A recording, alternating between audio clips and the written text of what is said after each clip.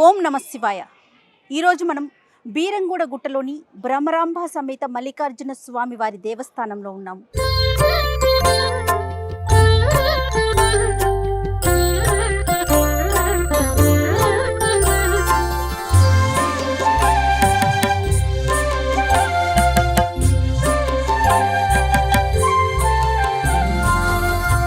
కొన్ని వేల సంవత్సరాల పురాతన ఆలయం ఇది. భృగు మహర్షి తపస్సు చేసి ఈ ఆలయాన్ని నిర్మించారని ఇక్కడ స్థల పురాణం చెప్తూ ఉంది.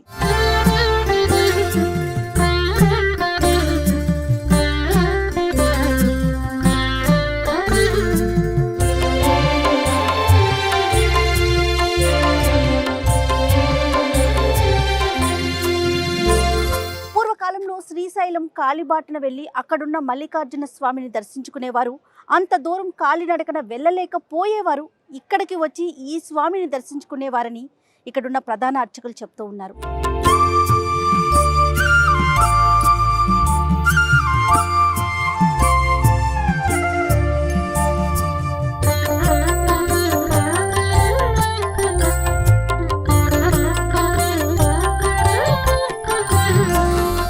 అంతేకాకుండా కొన్ని వేల సంవత్సరాల పురాతన ఆలయం కావడంతో స్వామివారిని స్వయాన మన చేతులతో అభిషేకం అర్చన చేసుకునే అవకాశం కూడా ఇక్కడ కల్పిస్తున్నారు.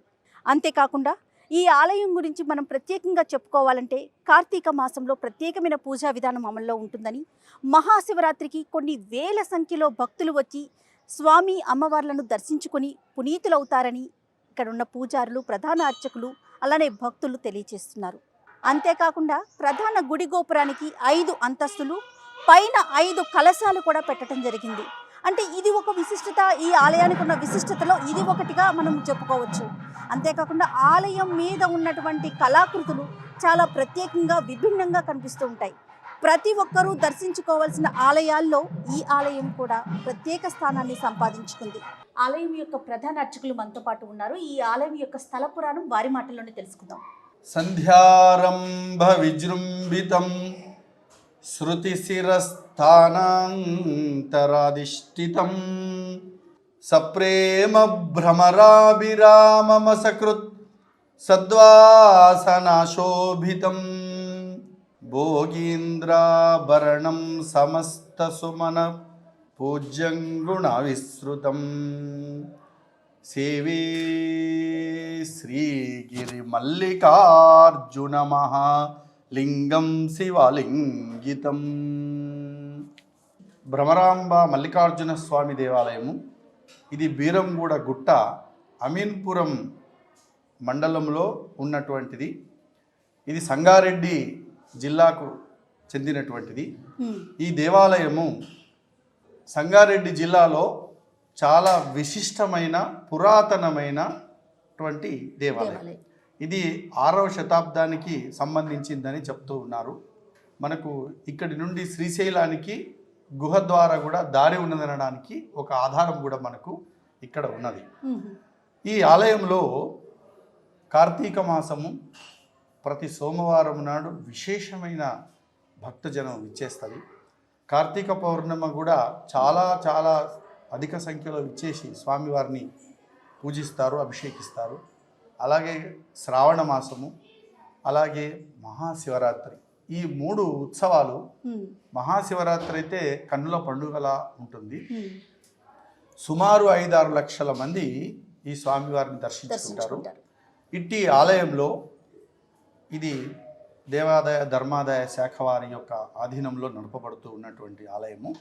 అధికారులు అందరూ కూడా విచ్చేసి ఆ మహాశివరాత్రిని ఎలాంటి ఇబ్బందులు కలగకుండా, ఎలాంటి అసౌకర్యాలు కలగకుండా అన్ని శాఖల వారిని ఆహ్వానించి వారి వారి సేవలందరికీ కూడా వినియోగించుకుంటూ దేవాలయ అభివృద్ధికి నగర ప్రముఖులు, పుర ప్రముఖులు, ఎమ్మెల్యే గారనండి, ఎమ్మెల్సీ గారనండి, వారి సహాయ సహకారాలను తీసుకొని ఈ దేవాలయ అభివృద్ధిలో తీసుకొని పోవడానికి మా ఈఓ గారు శశిధర్ గారు వారు చాలా కృషి చేస్తూ ముందుకు తీసుకెళ్తున్నారు.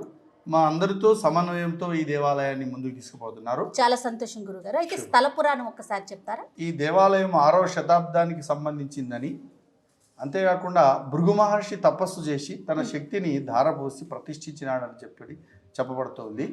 ఇది పురాతనమైనటువంటి దేవాలయాల్లో సంగారెడ్డి జిల్లాలో ఈ దేవాలయము ఒకటి.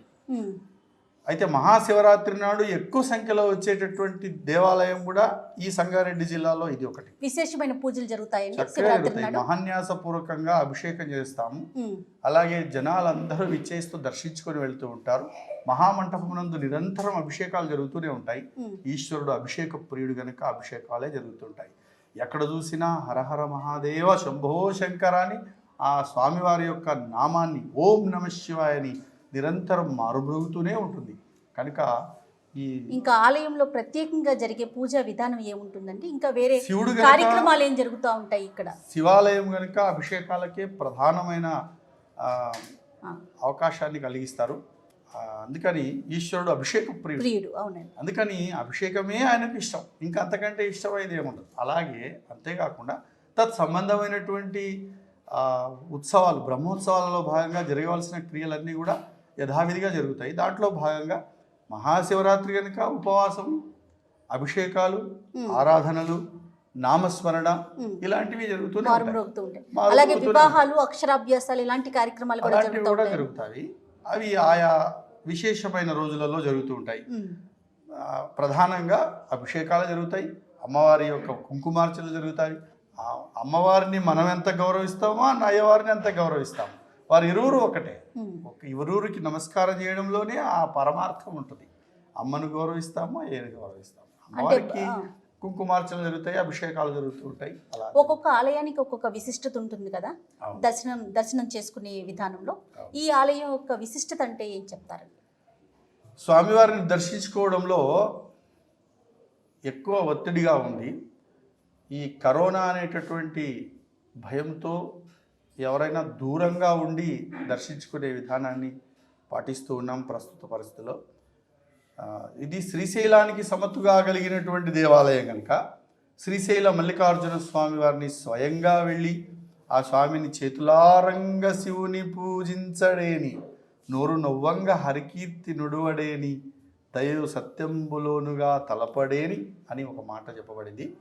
అదే ప్రకారంగా ఈశ్వరుణ్ణి చేతులారా పూజించే భాగ్యము ఈ భ్రవరాంబ మల్లికార్జున స్వామి సన్నిధానంలో కలిగించినారు పెద్దలు నాటికాలం నుండి నేటి వరకు.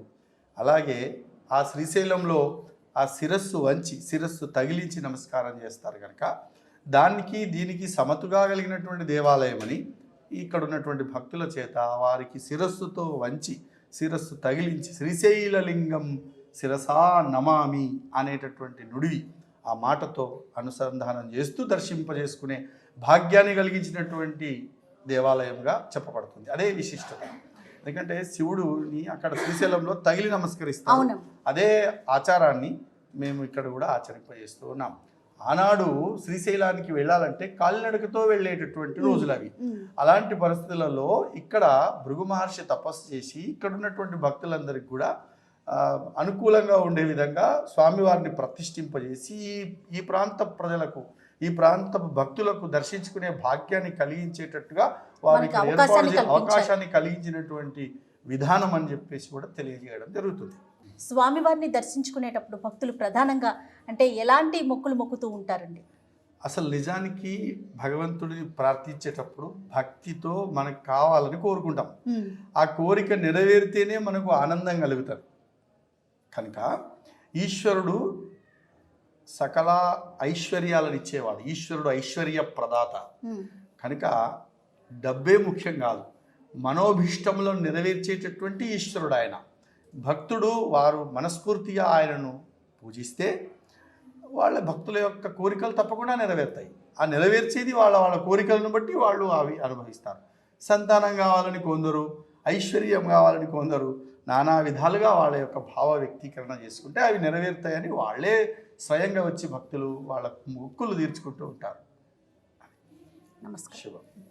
సో హైదరాబాద్కి అతి సమీపంలో బీరంగూడలో ఉన్నటువంటి ఈ ఆలయాన్ని భక్తులందరూ దర్శించి పునీతులు కావాలని కోరుకుందాం. ప్రేక్షకులందరికీ మహాశివరాత్రి శుభాకాంక్షలు.